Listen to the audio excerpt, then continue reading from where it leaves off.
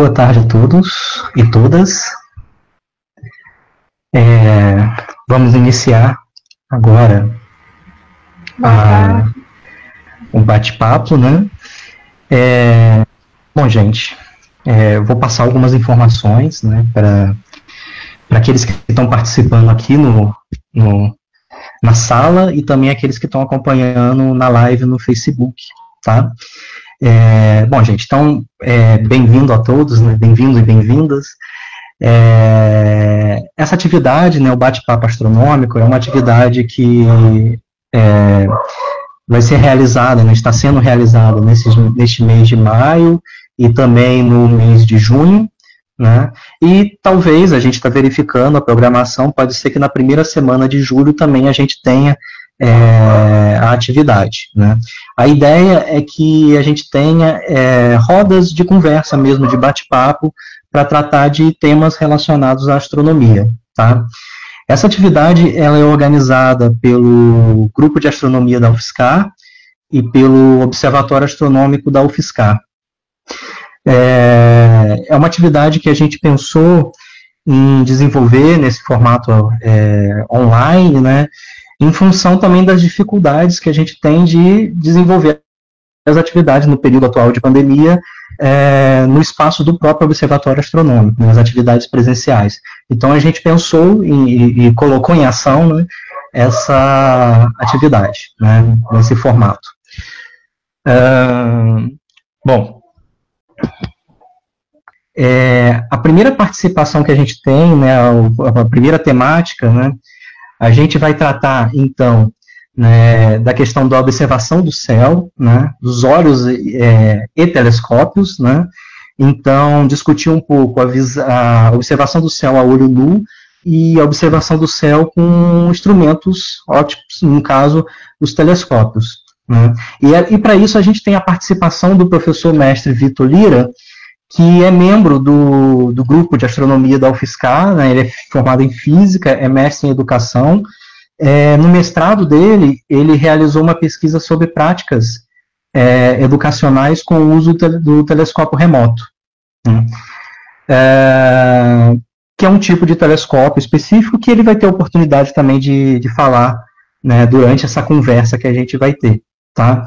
Então, eu já chamo o Vitor, né, professor Vitor Lira, para já começar a participar com a gente aqui, né, e assim, eu vou fazer uma primeira pergunta, né, só para a gente começar, né, e depois, de acordo com o que for caminhando a nossa conversa, a gente vai, vocês podem ficar à vontade para colocar as perguntas também. Só para a gente começar, então, Lira, né, Vitor, uma primeira pergunta, né, conta um pouco para a gente como que foi o seu início com a astronomia, como que começou esse contato com a astronomia? Né? Fala aí. Legal. Tá dando para me ouvir bem? Sim, sim. Legal, beleza. Então, são vários detalhes ao longo da vida, assim, né, mas se a gente for pensar, acho que se eu parar para pensar qual foi o meu primeiro contato com astronomia mesmo, eu me lembro de uma ocasião muito específica de quando eu estava no ensino médio, acho que primeiro, segundo ano do ensino médio, eu trabalhava na escola em que eu estudava, trabalhava como auxiliar administrativo, e era uma escola muito pequenininha, uma escola que estava começando, e ela não tinha biblioteca ainda. A biblioteca dela, na verdade, era uma salinha reservada com um monte de livro jogado, assim. E o meu trabalho, que era auxiliar administrativo, eu tinha muito trabalho nas férias, toda a parte de documentação da escola, tudo, mas durante o período letivo mesmo, às vezes eu tinha dias muito, muito vagos, assim, então eu ficava passando tédio lá na escola. E aí eu lembro de um dia de eu ir até essa biblioteca procurar alguma coisa, algum livro, e dentre as coisas que eu fui achando jogado lá, a maior parte dos livros eram doações de pessoas, de conhecidos, de quem estava fundando a escola na época, e aí o livro que me chamou a atenção era justamente um livro que não tinha nada na capa, era só aquela capazinha básica, escrito Uma Breve História do Tempo, de Stephen Hawking, né, não conhecia, não tinha a menor ideia de quem era, né, e aí foi acho que meu primeiro grande contato foi esse, assim, eu comecei a ler esse livro, isso foi em 2001, mais ou menos, e eu comecei a ler esse livro, fiquei maravilhado pelo livro, pela primeira vez eu tinha ouvido falar em buracos negros, em buracos de minhoca, que havia uma associação entre espaço e tempo, são coisas indissociáveis, aquilo tudo, assim, foi muito novo para mim, na época, principalmente. E eu, maravilhado com aquilo, né, eu perguntava para os meus professores perguntas que tinham relações com aquele livro, as pessoas não sabiam responder, geralmente, não é uma coisa ainda divulgada, né, bem divulgada. Então, aquilo me chamou bastante atenção, assim. Nesse período eu já tinha a intenção de fazer física, acho que isso mais me confirmou, assim. Mas aí foi interessante que quando eu vim aqui para UFSCar, no ano em que eu passei na UFSCar, o primeiro dia em que eu vim para São Carlos, os meus veteranos que me acolheram aqui no primeiro dia me levaram no observatório da USP. Era um fim de semana, se não me engano, estava funcionando lá. E aí, pela primeira vez aqui, assim que eu cheguei em São Carlos, pela primeira vez eu observei o céu pelo telescópio mesmo. Eu lembro que foi possível ver Saturno, foi fantástico, né? E dava para ver as luas, os satélites ali no telescópio, e eu observar aquilo a olho nu, né, olho nu assim, observar através do telescópio, vendo que eu estava vendo uma imagem real, né, eu estava ao vivo ali vendo Saturno, foi muito bacana, assim, foi muito legal. E aí, quando eu já estava no curso, né, da minha graduação, tinha uma disciplina de introdução à astronomia, e que enquanto eu estava fazendo essa disciplina, foi comprado, o UFSCar comprou o telescópio que hoje a gente usa lá na cúpula. Né, e aí começou-se a pensar a ideia de iniciar um grupo de astronomia. Né, isso, se bem me lembro, foi 2008, mais ou menos. E aí a gente foi convidado, o pessoal da turma foi convidado a ir ver o telescópio, né, que é abrir o telescópio pela primeira vez, para começar a mexer, descobrir como é que era, tudo. E aí, desde então, faço parte do grupo, né, e aí daí foi só um envolvimento maior, mais direto mesmo, com principalmente a parte de divulgação, né, divulgação científica, nessa parte de astronomia, ligado ao grupo de astronomia da UFSCar. Ah, legal. Então, de certa forma, você tá ali no primeiro, entre as primeiras pessoas, né, quando surgiu o grupo mesmo, né? O grupo foi. Sou o dinossauro. O dinossauro do grupo. Inclusive, abrindo a caixa do telescópio lá junto. Né? O telescópio principal lá da cúpula, né, do observatório. Bom, eu não sei se alguém já tem alguma pergunta, alguma coisa para ser feita, né, mas já vou mandar, então, uma segunda pergunta, e aí imagino que depois o pessoal já vai mandar alguma coisa a mais, né, vai perguntar alguma coisa a mais, né.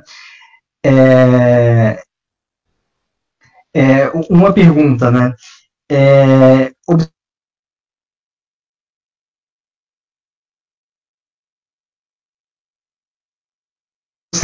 ligado com o céu, foi sem telescópio mesmo, né? Então a maior parte foi observação a olho nu. Então, perceber-se movimentos da esfera celeste, perceber que nem toda noite o céu era o mesmo, nem toda hora o céu era o mesmo, havia um conjunto de estrelas específicos que se moviam em relação a outras coisas, outras referências. Então, muito da astronomia, né, principalmente toda a parte da astronomia antiga, ela é vinculada ao não uso do telescópio, à observação a olho nu mesmo, né. Então, acho que é um grande marco, assim, da introdução do telescópio para fins astronômicos, está ali com Galileu, né, 1609, né, que ele começa a observar o céu e catalogar, fazer uma observação mais concisa das coisas que ele está vendo. Ele começa a perceber crateras na Lua, montanhas na Lua, descobre que Vênus tem fase como Lua, que não dá para ver olho nu, né, e aí começa um grande caminho, abre-se uma janela muito maior para a humanidade, né, para se observar o céu um pouquinho mais de perto. Então, assim, tem muita coisa que eu acho que é interessante ver a olho nu, não necessariamente com o uso do telescópio. Então, muitos já devem ter ouvido falar de chuva de meteoros, né? Chuva de meteoros assim, falando bem rapidinho, sabemos que temos cometas que de tempos em tempos se aproximam do Sol, passam mais ou menos próximo do Sol.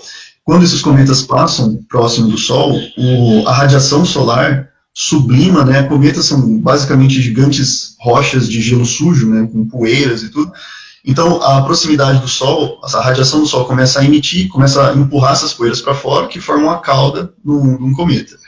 Então, na órbita do cometa fica rastros, né, ficam umas poeiras mesmo, orbitando o Sol nessa região. De tempos em tempos, o planeta Terra passa por essa, são suspensas no espaço, caem no planeta Terra. E aí formam o que o pessoal chama de estrela cadente, né? Formam aquele risquinho que a gente vê no céu. Então, esses períodos muito específicos em que o planeta Terra está cruzando os rastros da órbita de um cometa, acontece uma chuva de meteoros. E é interessante, né, trabalhando com o grupo de astronomia, às vezes quando está perto de um evento, é noticiado que vai ter uma chuva de asteroides, o pessoal pergunta, né, vai dar para ver do telescópio do observatório? Aí a gente fala, não tem como ver pelo telescópio uma chuva de meteoros, né, porque é um evento muito rápido que acontece, tem que ser visto a olho nu. Com o telescópio não dá para...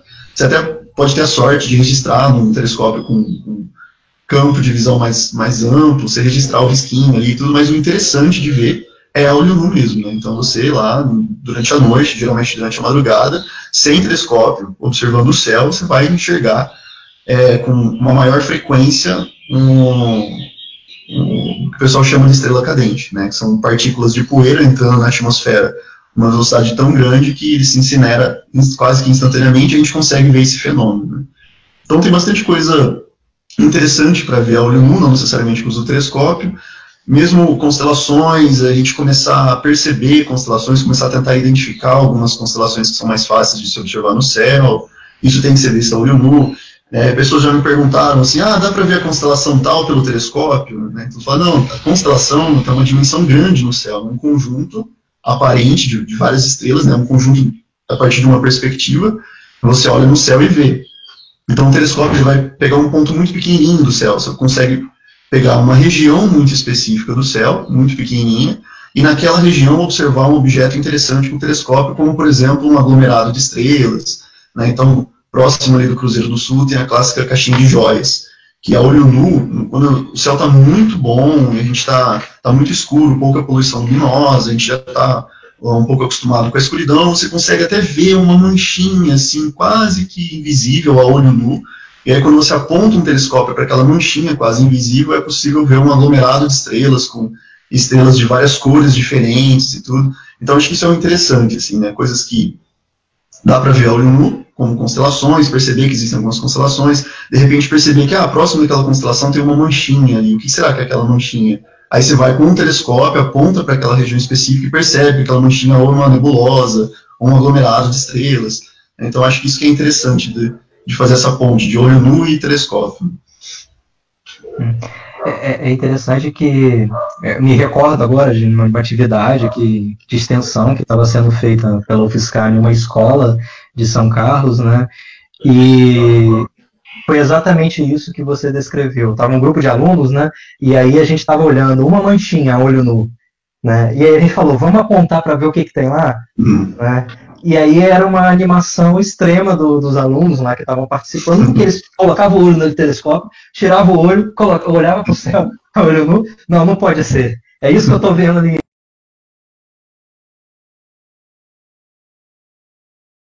O projeto ele era para ser remoto. Então a ideia era que o telescópio fosse usado de forma remota. Então o que é o telescópio remoto? O telescópio ele é montado em algum determinado local com câmeras que vão acopladas no telescópio, que vão gravar, vão filmar determinado objeto, né, astronômico. Né? Então a gente aponta o telescópio para Júpiter, e aí vai ter uma câmera acoplada no telescópio que vai conseguir transmitir essa imagem de Júpiter ao vivo para algum outro lugar que está acessando o telescópio. Essa é a ideia do telescópio remoto.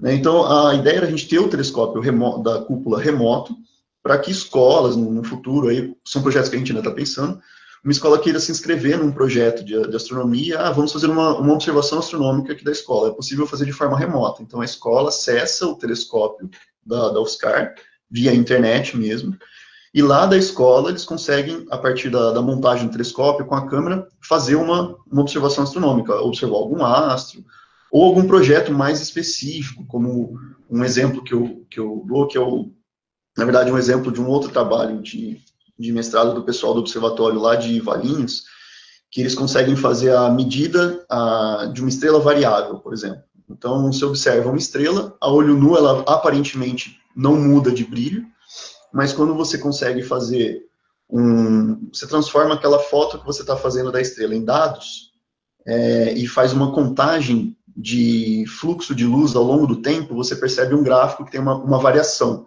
Né? Você percebe que ela brilha mais, depois o brilho some um pouco, brilha mais, depois o brilho some um pouco. Então dá para fazer trabalhos com isso muito interessante dentro da escola, assim.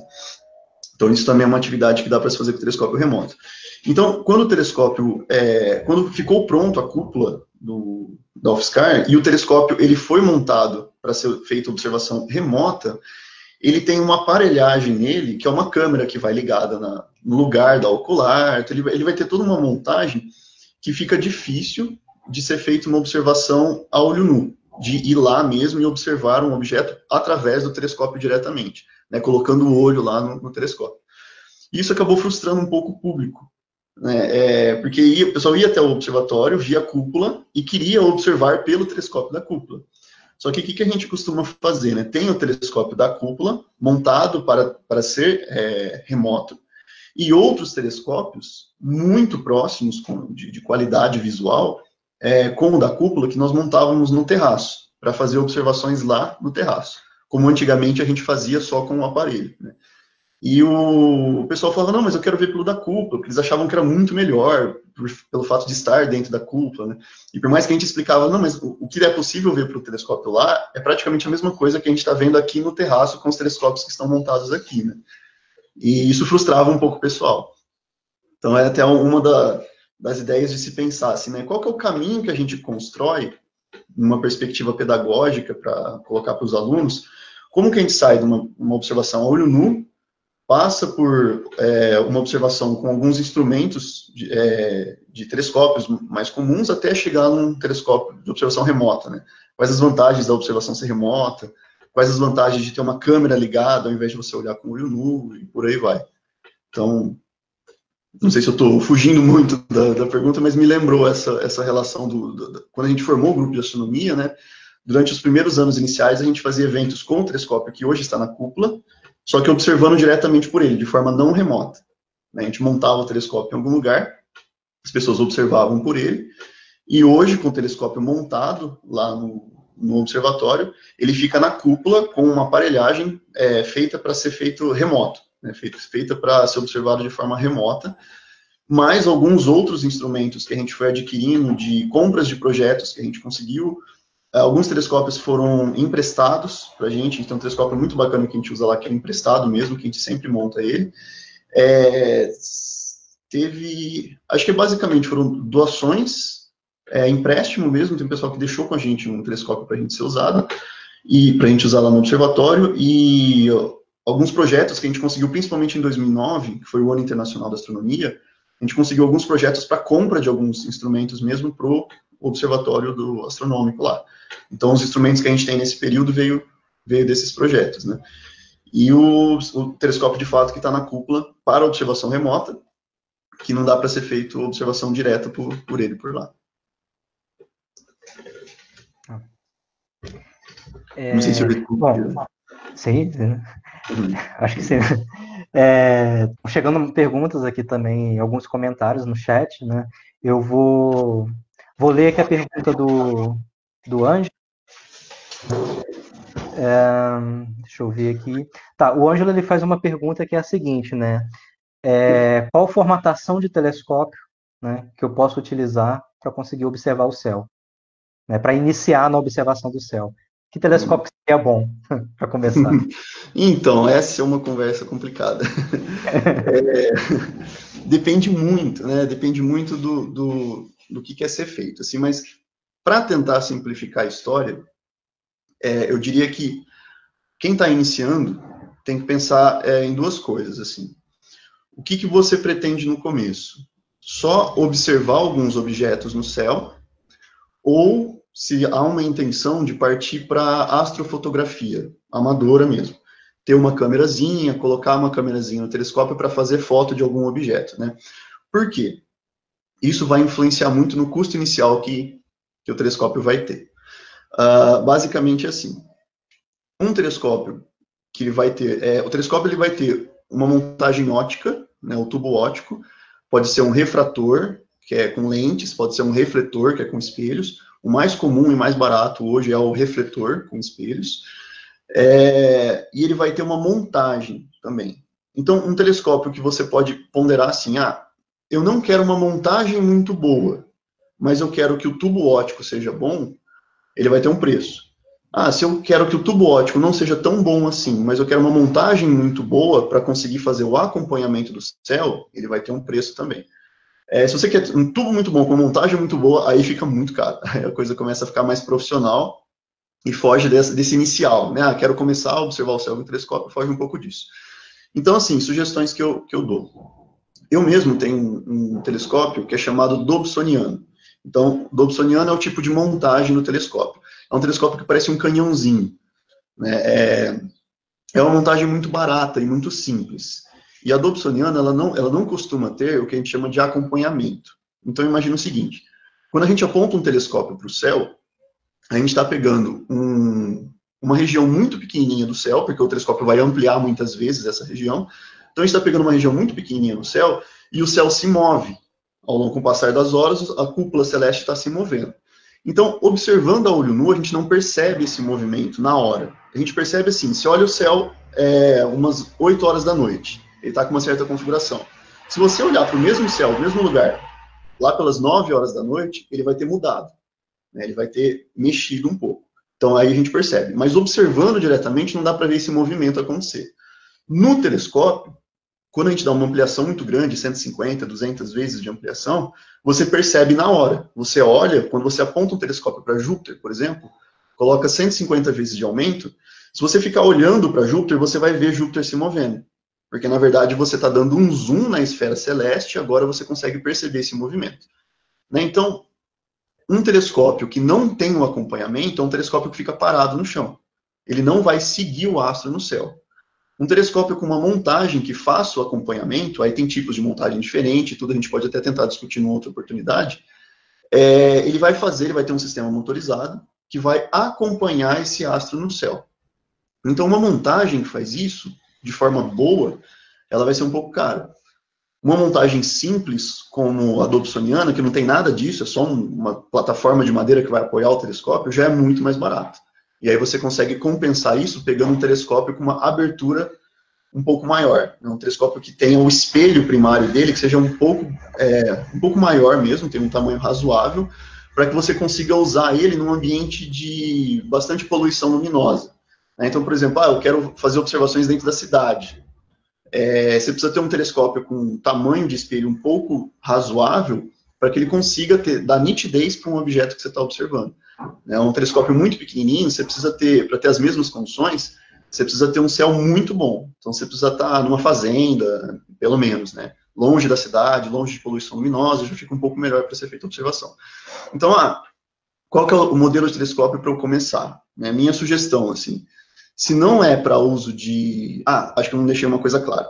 Se você quer fazer astrofotografia, se você quer tirar fotos de objetos, que também é muito legal, muito bacana, não é nada muito absurdo para ser feito, tem tutoriais na internet, assim, que a gente vai mexendo, vai apanhando um pouquinho, pega o jeito, é tranquilo, é legal. Para fazer astrofotografia, é quase que necessário que tenha o acompanhamento. Você precisa do seu telescópio acompanhando o astro. Por quê? Para fazer astrofotografia, você precisa ligar a câmera e deixar, às vezes, alguns segundos, ela com o obturador aberto. Então, um telescópio que está travado no chão, esses segundos que se passa, o astro vai ter se movido na imagem. Então, ele vai riscar a sua imagem, né? Não vai ficar boa. Então, é legal, para fazer astrofotografia tem que ter um acompanhamento legal. A vantagem da astrofotografia é que você não precisa de um telescópio muito grande. Às vezes, um telescópio pequenininho, que tenha uma montagem boa, que faça um bom acompanhamento, você coloca uma câmera, você vai conseguir fotos muito legais. Então, você tem que pensar assim, eu quero astrofotografia, você tem um preço acessível, né, acessível entre aspas, dá uma procurada, dá uma pesquisada, uma montagem boa, um acompanhamento bom e um telescópio que não precisa ser muito grande. Né?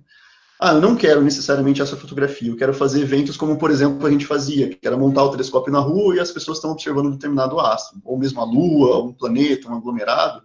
Pode ser um telescópio maior, com a montagem chamada Dobsoniana, que parece essa montagem de canhãozinho. Ele vai ter um preço mais bacana. Eu estou meio por fora hoje, faz tempo que eu não dou olhada nessas coisas, mas eu chuto, que o duro que agora o dólar explodiu, já não sei mais como que estão as coisas, mas Até pouco tempo atrás, um bom telescópio, um telescópio bacana, que não tem acompanhamento, mas um telescópio de tamanho razoável, dava para conseguir por em torno de R$2.000, R$2.500, né, chutando assim. Com acompanhamento já sobe um pouquinho mais. Aí o tubo não é muito grande, mas tem um acompanhamento legal, já dá para fazer astrofotografia de casa e tudo. Então, não sei mais muito como que está hoje, né, mas o que eu diria é assim, pensa, você quer astrofotografia, procura uma montagem motorizada, tá, que faça acompanhamento.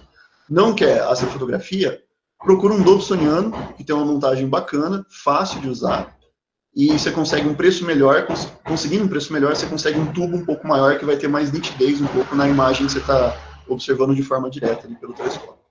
Acho que é isso. Tá chegando mais perguntas aqui. Deixa eu ver.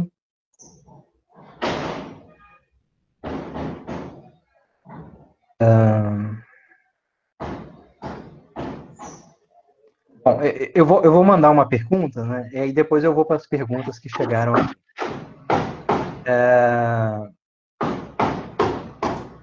Assim, em termos de observação olho nu e observação pelo telescópio, né? E aquilo que a gente tem nível hoje no céu, né? Hoje mesmo, né? Exatamente hoje. Hoje eu sei que o horário, né, onde aparecem alguns planetas é de madrugada, né? Acho que você poderia falar um pouco disso também, o que está visível, né? Agora, temos também um cometa que está ligeiramente visível, dependendo das condições, né? Próximo ao nascer do Sol, no tempo e na posição, né? Que está lá próximo à constelação de Triângulo. Também é algo que está visível hoje em dia, né? Mas a minha pergunta é o seguinte, né? Então, é essa, o que está visível, o que a gente pode observar nesse período atual que a gente está, né? E, além disso, no caso do uso do telescópio, né, e do olho a olho nu, né, para o que está visível hoje, né, o que dá para ver com cada um desses, né? É mais ou menos isso. Não sei se eu consegui sintetizar a pergunta. Eu acredito que sim. Até naquela linha, né, que a gente estava falando, de observar olho nu com telescópio, uma outra coisa interessante que costuma aparecer com o público, quando a gente está fazendo observação astronômica, a gente mostra, por exemplo, um planeta, a gente pega um telescópio e aponta para Júpiter. Aí a pessoa, pelo telescópio, observando pelo telescópio, dá para ver que é Júpiter mesmo. Quem já viu Júpiter numa imagem, alguma coisa dá para reconhecer. Saturno, então, mais ainda por causa dos anéis. Então, vou pegar Saturno como exemplo. No telescópio, você vê tal planeta, você vê uma esfera, você vê os anéis em volta dessa esfera, dá para identificar isso, mesmo com um telescópio não muito absurdo. Dá para identificar isso. Então, é interessante que você vê a pessoa olhando no telescópio, e aí você fala, você consegue identificar isso no céu? O pessoal fala, nossa, mas dá para ver no céu também, a olho nu, né, sem o telescópio? E aí a questão é que a olho nu dá tranquilamente para ver os planetas, só que sem nenhum detalhe. Então, os planetas observados a olho nu é um ponto no céu, da mesma forma que nós observamos estrelas.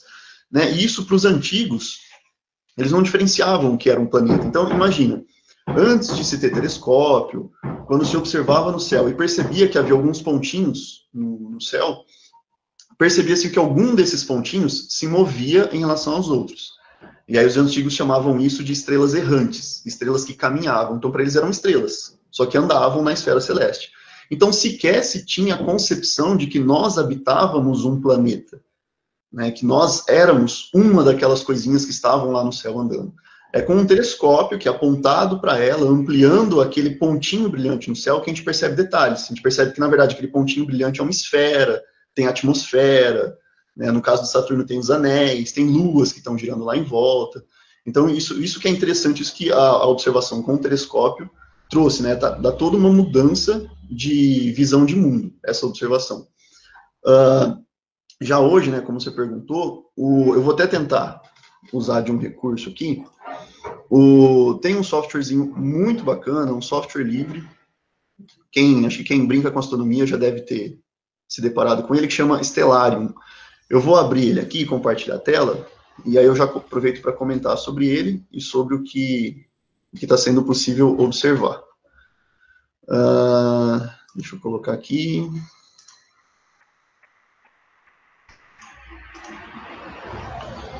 Aí, tá dando para ver? Tá sim. Ah, legal, beleza. Bom, então, esse é um softwarezinho, ele é um banco de dados, né? Ele simula o céu em qualquer lugar e em qualquer hora. Então, aqui está configurado para São Carlos, né, que é onde a gente está aqui, e no horário que ele puxa no meu computador. Então, 16 horas e 41 no dia de hoje. Então, eu consigo aqui olhar qualquer lugar no céu, ó, o sol está lá quase se pondo, ele já marca aqui para mim que Vênus está quase para aparecer, e aí ele tem uns botõezinhos aqui que eu posso avançar o tempo de forma mais rápida. Ó. Então, eu clico aqui e dá para ver o tempo passando mais rápido e o céu se movendo. Uma vez que o sol se põe, já quase no horizonte, deixa eu voltar um pouquinho aqui. Uma vez que o sol se põe, a hora que começa a escurecer, pode ser possível, dependendo de onde a gente está, pode ser possível ver Vênus, já quase que se pondo. Né? Eu acho que talvez até pouco provável, dependendo do lugar que a gente está, ele já deve estar atrás de algum prédio, ou atrás do horizonte, não dá para observar. Mas Vênus está aqui. Né? Então, a gente percebe, ó, já chegando nas 6 horas da tarde, começam a aparecer as primeiras estrelas no céu, e o céu vai ficando mais escuro. Esse é um software muito bacana, dá para explorar muita coisa, dá para começar a reconhecer constelações, né? Talvez em algum momento o grupo faça demonstrações sobre como usar esse software, dá para ver o desenho das constelações, dá para ver a linha que liga as constelações, né? Dá para rotular as constelações aqui, então é muito bacana para quem está querendo aprender a reconhecer essas coisas. Então, olha só, eu posso dar um zoom, posso soltar. Aqui tem, por exemplo, um objeto muito interessante, que é aqui a constelação de Órion, já quase que se pondo, né? Ó, figurinha. Na constelação de Órion, tem um objeto interessante aqui na bainha de Órion, que está a nebulosa de Órion. Então, com esse software, a gente consegue dar zoom e tirar o zoom.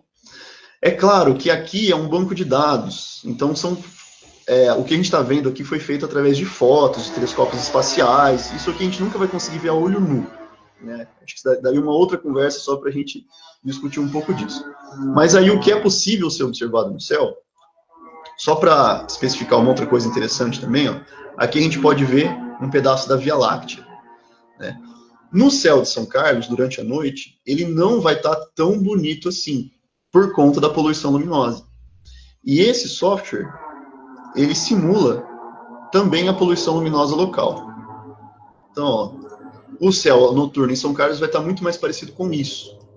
Repara que já não dá para ver a Via Láctea, não dá para ver aquelas cores.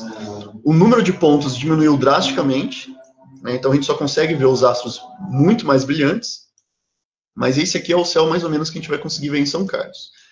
Então, o céu, uma coisa interessante da gente observar, ó, eu vou ligar aqui a grelha do céu para a gente observar o movimento dele. Então, conforme as horas vão passando, o céu vai se movendo. Aqui a gente tem o Cruzeiro do Sul, ó, apontando para o eixo Celeste-Sul, isso aqui também dá outra conversa. Então, o céu vai girar nesse sentido. Então, no geral, as constelações, assim como o Sol, elas vão se pondo mais ou menos a oeste e vão nascer mais ou menos a leste. Então, olha só, eu vou voltar um pouquinho no tempo aqui. Por volta das 9 horas da noite, né, 21 horas e 10 minutos, mais ou menos próximo do horizonte leste, passando o tempo aqui um pouco mais rápido, ó, por volta das quase 10 horas da noite, 10 e pouco, vai ser possível ver dois pontos bem brilhantes, nascendo mais ou menos no horizonte leste, que vai ser Júpiter e Saturno. Então, eles estão começando, nessa época do ano, eles estão aparecendo tarde. Avançando mais o tempo, por volta da uma da manhã, é que eles começam a ganhar uma certa altura no céu para ficar fácil de visualizar. E a olho nu, aqui está uma simulação do que seria a olho nu. Né? Deixa eu tirar uns rótulozinhos aqui. Eu não sei se... Não tirou. Depois eu vejo. A olho nu, Júpiter e Saturno são um ponto no céu. Ó, Marte também aparecendo, né? 1 hora da manhã ele já começa a aparecer acima do horizonte. Júpiter, Saturno, Marte, os planetas, eles são pontos luminosos, assim como estrelas. Ó. E agora eu tirei todas as estrelas. Vamos voltar.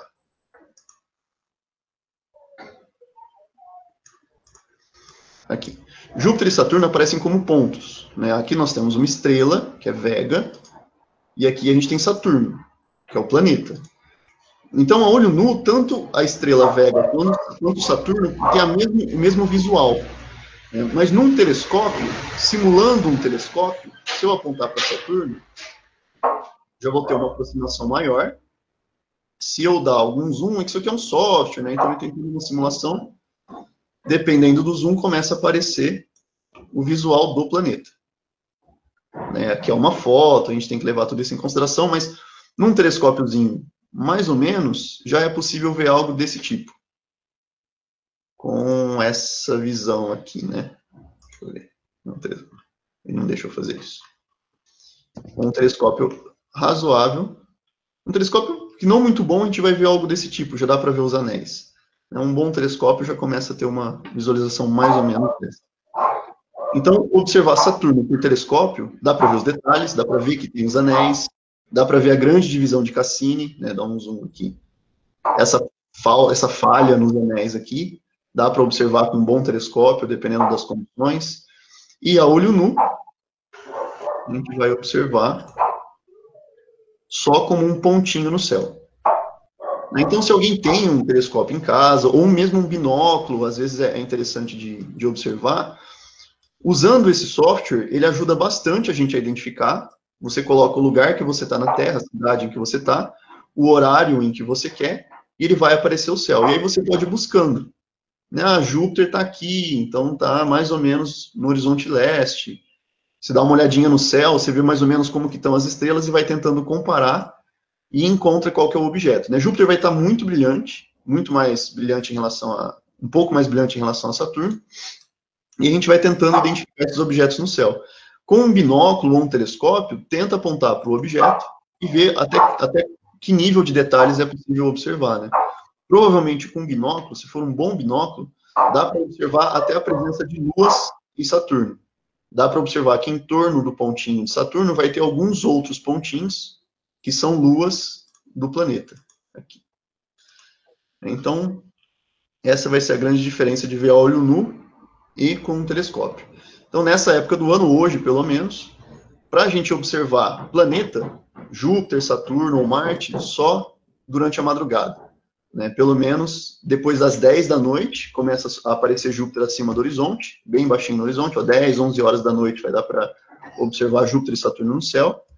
E só lá pela meia-noite, 1 da manhã, 1h30 da manhã, Marte também vai começar a aparecer no horizonte mais ou menos leste. O de mais interessante é isso. Uma constelação muito bacana, uma constelação típica do inverno, é essa daqui. Isso é uma coisa legal de se fazer a olho nu, tentar reconhecer essas coisas.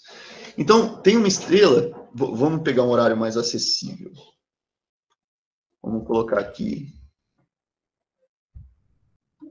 quase 9 horas.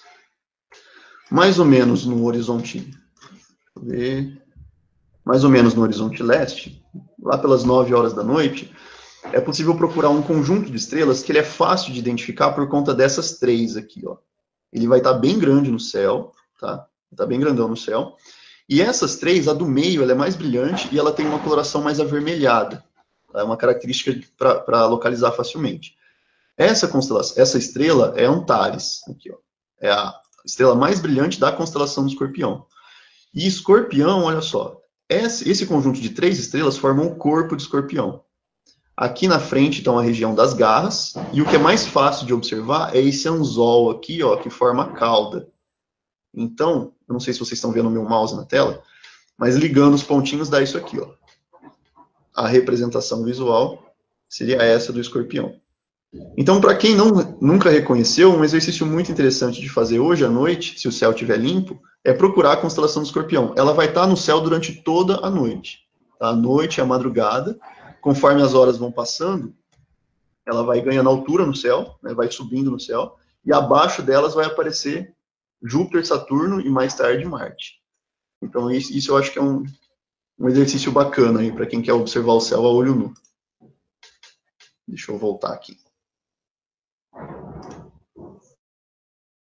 Ok. Bom, chegou mais algumas perguntas aqui, né? Acho que um comentário, né, que eu acho que o estelar ajuda bastante, né, a uma coisa que é fundamental na astronomia, que é reconhecer o céu, né? Sim. Porque não adianta eu apontar o telescópio para algum lugar, né, simplesmente para tentar achar algo lá, né? Porque o pedacinho do céu que ele pega é mínimo, né? Então Sim. você precisa minimamente reconhecer e se orientar, né, no céu para conseguir apontar o telescópio, né? Acho que essa é uma questão que o estelar acaba ajudando um pouco, né? Bom, mas nas perguntas que chegaram aqui, tá? Tem duas perguntas um pouco mais técnicas e uma pergunta pedagógica, tá? Passando primeiro nas questões técnicas que foram colocadas, o William Lima, ele comenta que ele tem um telescópio newtoniano de 114 milímetros, que ele comprou há pouco tempo, e ele pergunta sobre o alinhamento, né, sobre a colimação, né, se tem como dar algumas dicas de como colimar, né, esse telescópio, tá? A outra pergunta, eu já vou emendar duas perguntas, qualquer coisa, se fugir da memória alguma, e depois você pergunta, você me chama, né, me fala. E a outra pergunta, né, como que ficaria a questão, né, da física computacional necessária para o processamento de dados, né, e como foi citado, né, o telescópio do observatório da USP, né, se lá você sabe como que está essa questão da computação, né? Eu acho que, inclusive, essa pergunta aqui, né, quando fala da física computacional que é necessária para o processamento de dados, acho que vale até a pena comentar, né, que tem projetos internacionais, né, compartilhados, né, que compartilham que, às vezes, você tem processamentos que são feitos em computadores, em determinados observatórios, que são compartilhados com outros espaços que não têm, às vezes, os mesmos telescópios, né, e que podem ser analisados. A IASC é um exemplo desse, né? Então, é basicamente isso. Então, um sobre colimação e outro sobre essa questão da física computacional, de tratamento de dados. Se teria alguma coisa assim para você comentar sobre isso também. Tá. Essa última pergunta do Pedro Rosão. Tá, legal. Eu vou de trás para frente, então vou falar um pouquinho primeiro sobre a física computacional. Na verdade, uma que essa parte não é muito minha praia, eu não manjo muito, né, da física computacional. Mas algumas coisas que eu acho que são interessantes de comentar é que é o seguinte. Uma que a astronomia hoje, com o advento de grandes telescópios, né, financiamentos globais de construção de grandes telescópios que estão apontando para objetos o tempo todo, outros telescópios que são satélites, que são telescópios que devem estar fora da atmosfera, para que ele não sofra influência da atmosfera e consiga observar um objeto com outras características, né? Então tem tudo isso também. Então, telescópios que são satélites, que estão fora de órbita, fazendo fotos o tempo todo, mapeando a nossa galáxia. Hoje em dia, a gente tem um fluxo de dados tão grande em astronomia que a gente está entrando num problema mesmo. Imagino que a linha da pergunta talvez seja mais ou menos nesse sentido.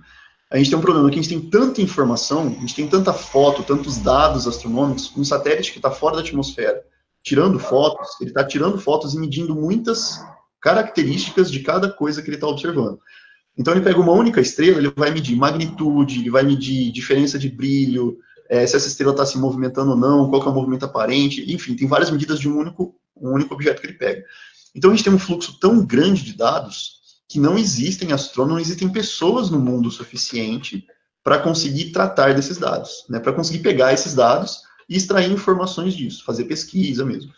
Então, até uma palestra que eu assisti da Sociedade Astronômica Brasileira, que comentava que uma das saídas que se tenta buscar hoje para se trabalhar com esse volume enorme de informações astronômicas é se trabalhar com inteligência artificial, né? Então, criar sistemas de inteligência artificial que consiga fazer determinadas análises de objetos, né? Então, por exemplo, você tem telescópios mapeando galáxias. Então, telescópios que já vão observar o céu de forma muito mais profunda, né? Uma região muito menor do céu, muito mais longínqua, e vai ficar tirando foto de várias galáxias. Então, é tanta foto, mas tanta foto, que você precisa de um jeito de, pelo menos, organizar isso inicialmente. Então, pode ser possível usar a inteligência artificial para fazer uma primeira classificação dessas galáxias. Se a galáxia é espiral, se ela é espiral barrada, se ela é se ela parece uma bolinha. Então, essas informações iniciais estão se pensando em treinar inteligências artificiais, criarem softwares que sejam treinados para saberem reconhecer determinadas características e conseguir, pelo menos, criar uma classificação inicial dessas imagens, desses dados. Então, eu acho isso muito interessante. Outra coisa que vai nessa linha que você falou, Marlon, o pessoal chama de ciência cidadã. Então, eu lembro que há alguns anos atrás, começou a sair um projeto de pesquisa de exoplanetas. O que são exoplanetas? Planetas que estão fora do sistema solar, planetas que orbitam outras estrelas. Hoje a gente já estima que toda estrela que a gente observa no céu tem o seu próprio sistema planetário. Tem vários outros planetas orbitando em torno dessas estrelas. Então houve alguns projetos astronômicos de telescópios que buscam esses planetas. Mesmo com um telescópio muito potente, esses planetas ainda não são possíveis serem detectados de forma direta. Então você não consegue, no geral, você não consegue observar uma estrela e ver que tem um planeta orbitando ali em volta.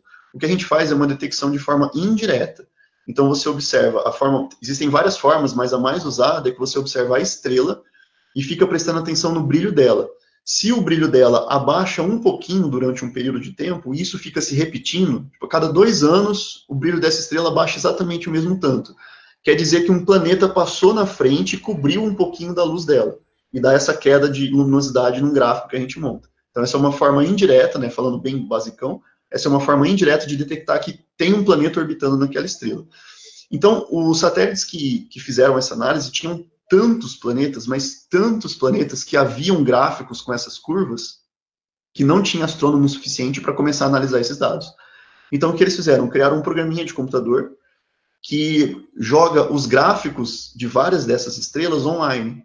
E aí, qualquer pessoa, qualquer cidadão, eu fiz isso numa época, era um site que você entrava, você cadastrava, e eles mandavam, você podia fazer quantas você quisesse. Eles te ensinavam rapidinho como que você classificava aquele gráfico, então ele mostrava, se o gráfico for desse tipo, marca pra gente que a classificação é dessa forma. Se o gráfico for do outro tipo, marca pra gente que é tal classificação. Então qualquer pessoa no mundo podia entrar nesse site e ajudar na pesquisa fazendo isso. Você via os gráficos, eles davam gráficos para todo mundo, você verificava os gráficos, classificava do jeito que você achava que estava certo, e eles tinham um software que, quando tem um número muito grande de pessoas dando a mesma classificação para aquilo, eles entendem que aquela realmente é a classificação daquele exoplaneta. Isso aqui realmente é um exoplaneta, não é simplesmente uma estrela variável. Então, eles chamam isso de ciência cidadã, é abrir para a comunidade pesquisas científicas de ponta mesmo, para um cidadão mesmo auxiliar nesse processo inicial de pesquisa. Bom, indo para outra pergunta, da colimação no telescópio. A colimação no telescópio, você disse que é um tubo newtoniano, pelo que eu me lembro, tem um aparelhinho, tem uma ocular, que é uma ocular colimadora. Ela não é muito cara, não lembro quanto é agora, mas em sites de astronomia, tudo você consegue encontrar. Uma ocular colimadora. Ela ajuda bastante numa colimação inicial. Se você procurar tutorial, os tutoriais são meio básicos para todo tubo newtoniano. Não tem muita especificação. Todo tubo newtoniano tem o mesmo jeitão de você colimar. Geralmente, você tem que colimar o espelho de trás. Pergunta técnica. Você tem o espelho primário, lá atrás, e o espelho secundário, que é o pequenininho lá na frente. Esse pequenininho, provavelmente, você não vai precisar mexer nele. Geralmente, a gente precisa colimar o lado de trás. Você precisa mexer nele para colimar. Esse tubo ajuda bastante. Ele é uma mira que você vai ter, tudo. Procura o manual do seu telescópio, que ele vai estar explicando bonitinho. Se você não tem essa ocular, uma gambiarra que dá para fazer, que funciona até que muito bem, você vai fazer o seguinte. Se você está acostumado a observar o céu com ele, você já deve ter percebido que se você aponta o seu telescópio para uma estrela bem brilhante e tira bastante o foco dele, desfoca o seu telescópio, a estrela que antes era um ponto, ela vai virar uma rosquinha. Ele vai virar uma barra com um buraco no meio. Ela parece uma rosquinha mesmo. Isso é porque você desfocou tanto o telescópio que você está observando o seu espelho secundário. Então, a rosquinha lá do meio, o buraquinho do meio que você está vendo, é o seu espelho secundário tampando o borrão da estrela porque está desfocado. Faz isso, deixa desfocado desse jeito, deixa virar uma rosquinha, e se o seu telescópio estiver descolimado, o centro da rosquinha não vai estar no centro. Ele vai estar mais próximo de uma borda. Não sei se está fazendo sentido o que eu estou falando. Aí você vai lá no espelho primário, tem uns parafusos. Geralmente tem um parafuso de trava, você solta o parafuso de trava, e os parafusos de ajuste. Aí você vai mexendo nos parafusos de ajuste, meio aleatório mesmo, e vê se melhora ou se piora. A ideia é, aponta para uma estrela bem brilhante, desfoca ela, deixa aparecer a rosquinha. Se ele tiver descolimado, essa rosquinha vai estar deslocada, não vai estar no centro, né? Ela não vai ser simétrica. Você vai mexer nos parafusos até deixar essa rosquinha simétrica, tá? Até tentar deixar o centro dela bem no centro mesmo. Tá? O centro dessa parte escura, o buraco da rosquinha, no meio da rosquinha. Essa é uma forma meio gambiarra de tentar fazer a colimação que funciona bem. Tá? É a dica que eu posso dar aí. Legal. Tem um... Você lembra o nome do projeto, Olira, no caso lá do outro que você falou, do exoplaneta? Nossa, eu não lembro agora, Marlon. Tem que dar uma procurada. Talvez eu até ache, faz muito tempo, não sei nem se existe ainda essa plataforma. Tá, tudo bem. Bom, depois, qualquer coisa, a gente passa no e-mail para os participantes também. Mas se procurar como Ciência Cidadã, der uma busca geral, pode ser que encontre vários outros projetos nesse mesmo sentido. Né? Colaborações científicas que qualquer cidadão possa fazer. Tá. Então, perfeito. Tem mais uma pergunta aqui, né, o Gabriel Paiva, ele... Oi? Meu aluno. Ah, seu aluno? Então ele pergunta aqui, né, saber um pouco mais sobre alguma metodologia pedagógica específica, né, para abordar o tema fora no caso das observações remotas, né, se teria alguma metodologia pedagógica específica para abordar fora do ambiente universitário, né? Porque eu imagino que foi exatamente o foco do seu mestrado, né? Foi por aí. Então, legal. A astronomia ela tem a grande vantagem, eu diria, de unir muitos tipos de conhecimento. Né? Então, para você falar de astronomia, além da astronomia propriamente dita, é claro que você vai esbarrar na física, né? A física está inteira imersa na astronomia, mas dá para se falar de muitas outras coisas. Dá para falar de artes, dá para falar de cultura, dá para falar de sociologia, dá para falar de tudo, né? Biologia. Então, acho que o que mais talvez possa ser explorado no sentido pedagógico da astronomia ela desperta o interesse em muitas pessoas, né? Seja qual for o nível disso, e ela trabalha com muitos temas diferenciados, né? Não só de física. Tem muita gente que no nosso grupo de astronomia, quando a gente faz o convite para participar do grupo de astronomia, né? O pessoal pergunta, o pessoal às vezes fala, mas eu não manjo nada de física, né? Mas não precisa manjar de física. A maior parte dos integrantes atualmente, até onde eu sei, não são de físicos, né? Não são nem sequer de pessoas da exata, necessariamente. Então, a astronomia, ela é muito abrangente, dá para fazer muita coisa, e eu acho que uma linha pedagógica interessante de ser explorada é essa, buscar na astronomia, que no geral gera interesse em quase todo mundo tem algum tipo de interesse em astronomia, tentar partir disso e ir para um ambiente mais amplo. Né? No caso que eu fiz com os alunos lá, a ideia foi mostrar um pouco a evolução da ciência no âmbito da observação astronômica. Né? Então, como que uma simples observação no céu, ao longo de muito tempo na humanidade, transformou o modo de se pensar, né? A forma em que a humanidade pensa, simplesmente observando o céu. Né? No comecinho da live, eu dei um exemplo, tentei dar um exemplo mais ou menos disso, que é, quando você observa o céu, o que os antigos chamavam de planetas eram estrelas errantes. Né? Então, eles viam estrelas, observavam coisas que se moviam na esfera celeste. Então, a gente tem lá as constelações no céu, que são fixas, os pontos entre si, mas Júpiter, por exemplo, era um ponto que passava pela constelação. Você via ela passando por Escorpião ao longo dos meses. Todo dia, toda noite, você vai lá e observa Júpiter, você vai ver que ele está em lugares diferentes, mas Escorpião está lá parado. Né, mais ou menos, tentando falar por cima, mais ou menos isso. Então, eles observavam que alguns dos pontos caminhavam. Então, eles chamaram esses pontos de corpos errantes, né, astros errantes, que é a palavra planeta em grego. Então, eles sequer tinham a concepção de que nós habitávamos um planeta. Como, por exemplo, o que eles estavam observando, Marte, Júpiter, Saturno, que também eram planetas.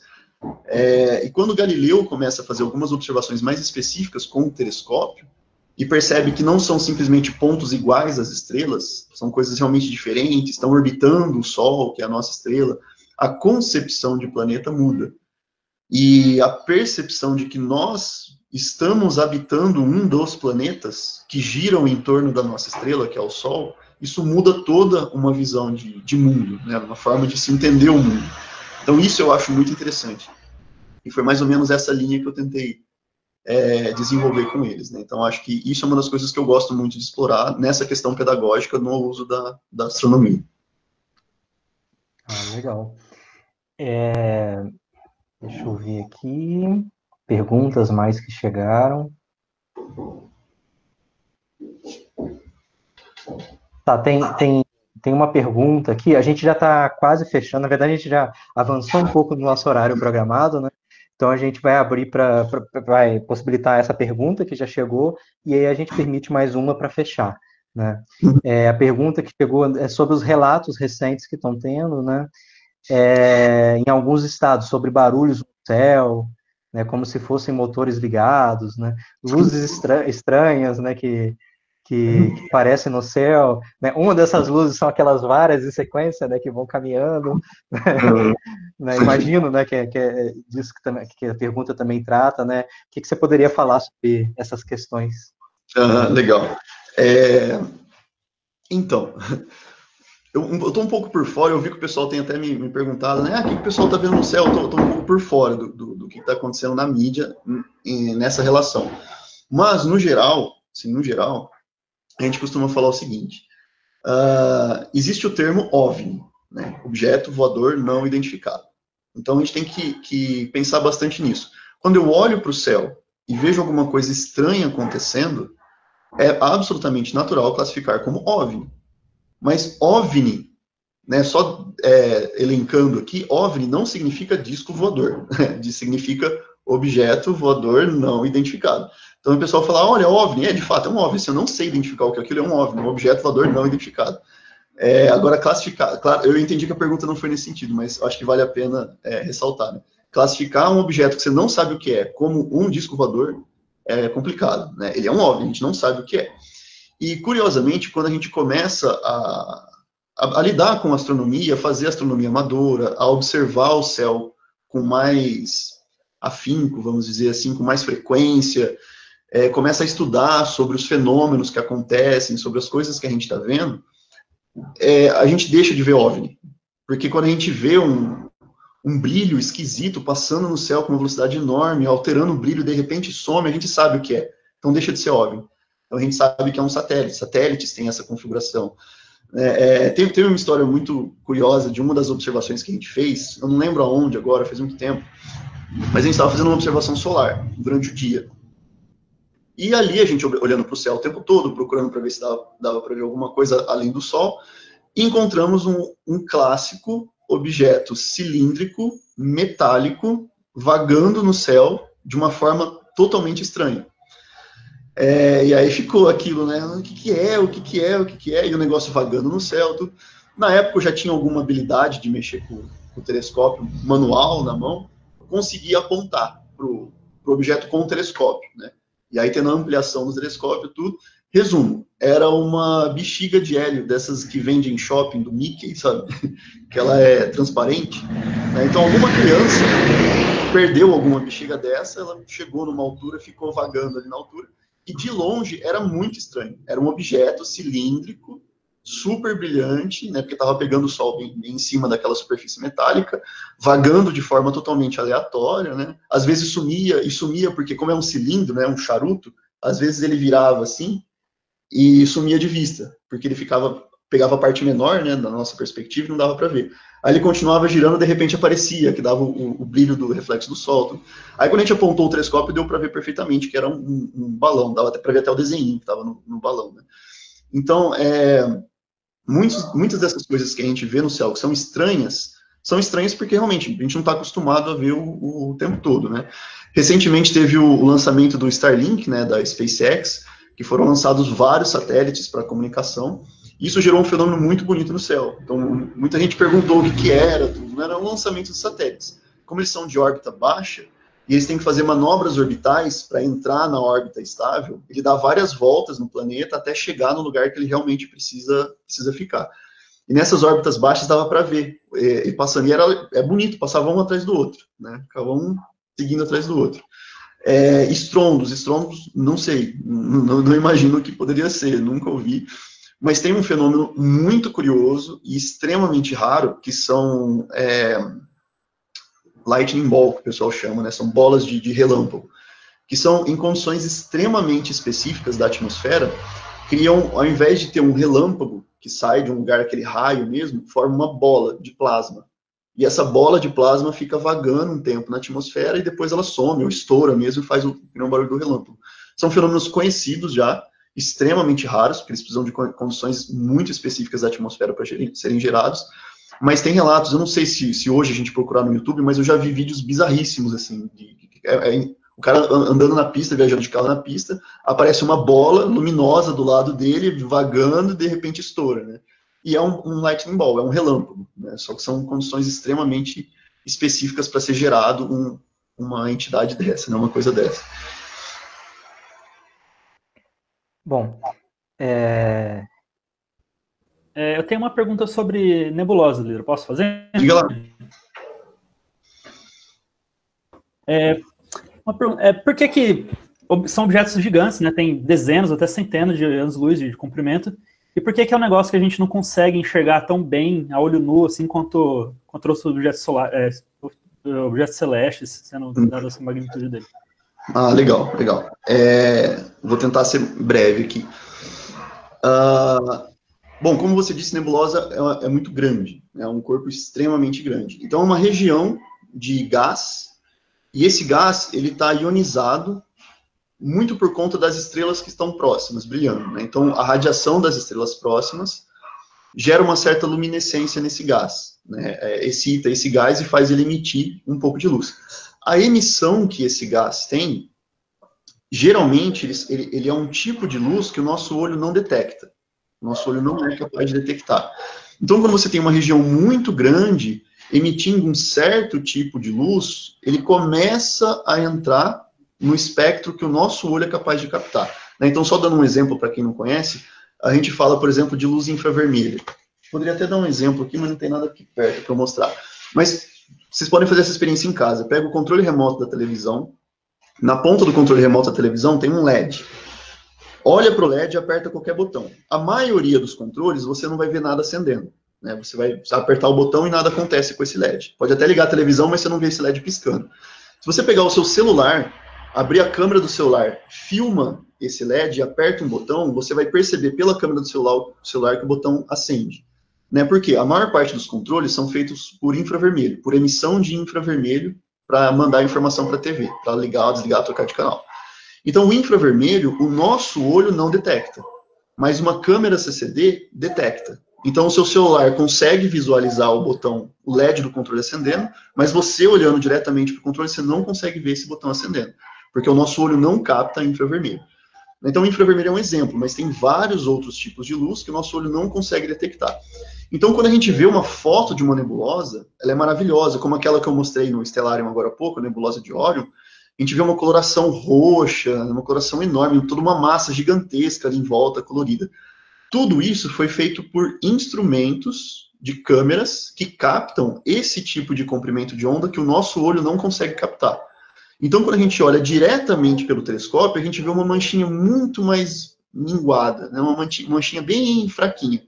Agora, quando você tira uma foto, mesmo com uma câmera semi-profissional, dependendo do celular até consegue, você faz uma foto, uma câmera razoavelmente comum, uma Nikon, uma Canon, que o pessoal tem semi-profissional, com tempo de exposição um pouco maior, essas manchas, essas cores, essas coisas a mais começam a aparecer na imagem. Né? Mas aí você precisa de um equipamento que detecte esse tipo de comprimento de onda, coisa que o nosso olho não faz. Por isso que a olho nu, na verdade, a olho nu a gente está vendo o que ela realmente é. Mas com instrumentos de medidas específicos, a gente consegue ver além do que o nosso olho consegue captar. E como a gente está acostumado a ver em filmes, ou na internet, em documentários, o que foi tirado por equipamentos e não o que é observado a olho nu, a gente acaba tendo essa concepção de que a nebulosa é um negócio super colorido, né, super luminoso, como nos filmes da Marvel, Guardiões da Galáxia, onde eles vão naqueles lugares e tem aquela nebulosa em todo lugar, né? Mas a olho nu não é aquilo, né? A olho nu, tudo aquilo existe, tudo aquilo está lá. Só que o nosso olho não é capaz de captar. Por isso que observando diretamente no telescópio não fica uma coisa tão brilhosa como a gente vê nas imagens, né?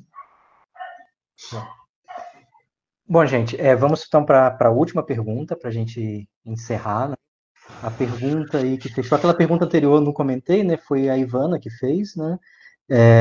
E depois teve a pergunta do Eduardo, e agora é a pergunta da Kátia, né? Com um telescópio profissional, a gente consegue ver o cinturão de Kuiper? Ah, interessante. Bom, eu não tenho uma informação técnica tão precisa para te responder isso com precisão. Assim. Eu vou te falar pelo que eu sei, mais ou menos. O cinturão de Kuiper, ele está muito distante. Muito distante. Então, assim, uma detecção direta, muito distante, com objetos que não são tão grandes assim, e objetos que estão muito distanciados uns dos outros. Então, eu não sei, eu sei que deve existir alguma detecção direta de um ou outro objeto. Mas sabe-se que existe o cinturão de Kuiper pelo que se conhece da formação do sistema solar. Então sabe-se que pelo jeito que o sistema solar se formou, coisas que existiam aqui na época foram afastadas para essa região, ou foram aprisionadas pela órbita da nossa estrela e ficaram nessa região. Eu não sei te dizer agora exatamente como que foi feita a predição da existência do cinturão de Kuiper. O que eu te garanto é, por telescópios daqui da Terra, não dá para ver. Não dá para ver. Talvez, se tem alguma detecção direta de algum objeto do cinturão de Kuiper, com certeza são por satélites. São por coisas que estão fora da atmosfera e talvez até longe já daqui da gente. Os primeiros satélites que foram lançados, que já chegaram mais ou menos naquelas regiões, talvez com esses aparelhos tenha tido alguma detecção, mas não uma observação direta por telescópio. Como, por exemplo, olhar para um telescópio e ver, isso aqui é um cometa passando. Né? Até asteroides do cinturão principal, que fica entre Marte e Júpiter, já está muito mais próximo da gente. Aí, com um bom telescópio, você consegue ver diretamente mesmo um objeto. Você consegue ver o pontinho, os planetas anões que estão nessa região, é possível observar com um telescópio razoável. Né? Nem precisa ser tão profissional assim. Você consegue ver como um pontinho. Tanto é que o termo asteroide surgiu que as primeiras observações no ramo da astronomia percebiam que algumas das estrelas que eles estavam observando no campo dos telescópios profissionais da época se moviam. Então eles não sabiam exatamente o que era. Então eles chamaram de asteroide, que é quase astro, quase estrela. Então eles não sabiam direito o que era, chamaram de quase estrela, e aí que veio o nome, o termo asteroide. Né? E o pessoal até confunde, assim, tem asteroide, meteoro e meteorito, é tudo a mesma coisa? Né? É a mesma coisa, depende de onde está. Se está no espaço, a gente chama de asteroide. Se está caindo na atmosfera, a gente chama de meteoro, que é um fenômeno. Meteoro é um fenômeno, né? Meteorologia é estudos de fenômenos atmosféricos. Então, meteoro é um fenômeno atmosférico. E meteorito é quando cai e sobra um pedacinho, uma pedrinha, a gente chama aquilo de meteorito. Né? Então, o próprio termo veio de uma coisa desconhecida assim. Não sei se eu respondi a pergunta. Né? Eu acredito que um telescópio daqui da Terra não dê para ver nenhum objeto do cinturão de Kuiper. Não sei nem se eu não tenho essa informação. Sinceramente, eu não sei se houve alguma observação, detecção direta de um objeto do cinturão de Kuiper ou se ele vem só mesmo de teoria. Teria que dar uma pesquisada. Mas daqui da Terra, por telescópios, por mais profissional que ele seja, não dá para observar. Acredito que nem o Hubble deve detectar um objeto do cinturão de Kuiper. Realmente não sei. Tem uma técnica, na verdade, que utiliza para exoplaneta, né, principalmente, né, que é por ocultação, que não é direto, né?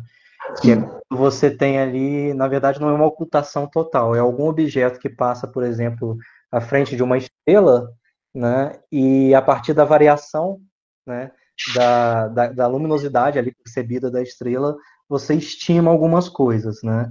E com o uso de alguns equipamentos extremamente sofisticados, né, E por ocultação, que não é observação direta, você pode estimar a existência de um objeto ali no cinturão de Kuiper, por exemplo. Né? Eu acho que é o máximo que a gente tem atualmente para conseguir, né? São objetos muito pequenos, realmente, né? Que interessante é que, como vão ligando as coisas, né? Esse tipo de verificação indireta, a gente percebeu a variação do brilho nessa estrela, aí tem várias técnicas de observar, né? O gráfico, o jeito do gráfico, o tempo, tudo, a gente consegue estimar mais ou menos a órbita que esse cara passou, quão distante que esse cara está. E aí, a hora que a gente calcula mais ou menos isso, bate com uma região do espaço em que, pela teoria da formação do sistema solar, deveria existir alguma coisa. Então, uma coisa vai conciliando com a outra, né? A gente faz uma observação dessa que a gente não é direta, a gente não tem muita certeza, mas coincide com a teoria, então acredita-se fortemente que tem o cinturão de Kuiper com esses objetos lá, e tudo estima-se a quantidade desses objetos e tudo. Acho que é bem bacana. Perfeito. Bom, gente, avançamos bastante no horário, né?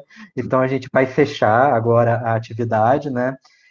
A gente agradece ao Vitor por ter participado, né? Respondendo aí várias perguntas, né? Eu que agradeço o convite, é uma honra estar aqui.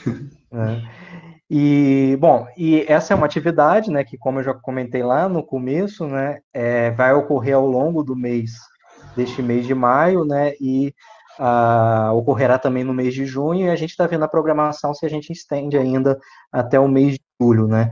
A próxima atividade, eu já vou até fazer a divulgação aqui para vocês, né, ela vai acontecer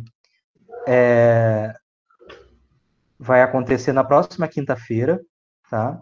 Eu imagino que vocês já devem estar vendo a tela aí. Isso, vocês já estão vendo a tela, né? O próximo tema que a gente vai discutir vai ser sobre astrobiologia e meteorítica, tá? A gente vai ter a participação do Gabriel Gonçalves, que é engenheiro e mestre, engenheiro em engenharia química e mestre em engenharia química, e atualmente está fazendo doutorado em química justamente nessa área de astrobiologia e meteorítica, tá? Então, essa conversa vai acontecer na semana que vem, na quinta-feira, no dia 28 de maio, no mesmo horário, das 16 até as 17, e também a gente abre as inscrições para aqueles que quiserem participar do bate-papo, colocando as perguntas, né? E tentaremos também fazer a live. Eu sei que hoje a gente teve algumas dificuldades, né, técnicas para fazer a transmissão lá na página do Facebook, mas a gente vai tentar resolver essas questões técnicas, mas além disso tem sempre a possibilidade das pessoas se inscreverem, né, e participar colocando as perguntas, tá? A gente vai fazer a divulgação na página do Facebook, né, mas o link de inscrição já está disponível, né, esse link que está aparecendo na tela, tá? Então, a gente agradece aí a participação de todos, né, e nos vemos, né, espero, na próxima semana. Né? Então é isso, gente. Obrigado. Obrigado. Valeu por tudo.